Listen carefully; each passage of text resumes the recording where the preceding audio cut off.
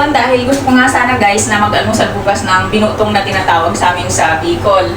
Kaso, ang dahon dito ng saging guys ay napakalambot, masyado pa siyang talbos. So, ang ginawa ko, ginuto ko muna yung malagkit na bigas sa gata. So, parang niluto ko siya ng 90%. Then, hiniwa-hiwa ko yung dahon ng saging at binalot ko doon yung parang kanin na siya na malagkit.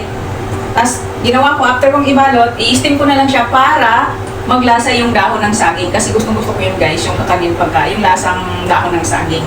So, ito na siya. Yan. Pagkaluto niyan, ang nasa loob niyan guys ay, ayan o, bigas na niluto ko sa gata. Then, binalot ko sa dahon ng saging at nilagay ko dyan para ma-steam. So, bukas, yan ang almusal natin. At ito guys, yung tutong, galing ko dito sa ilalim ng kaldero na pinaglutuan ko nung malagkit. Nung niluto ko na siya sa gata. O, diba? Gusto ko ito pagka ganito yung malagkit yung tutong niya. Bicolana.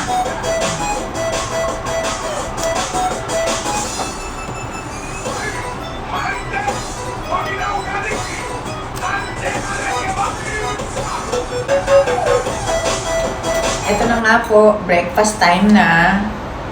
Ayan, ito na po yung ginawa ko kagabi na malagkit. Subukan na natin.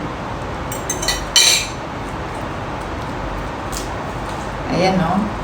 Mukhang perfect naman siya guys.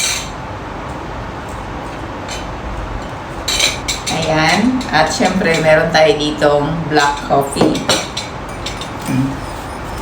Nakaka-excite pa ganito ang almusal.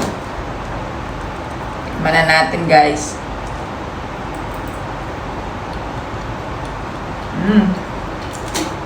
Masarap siya.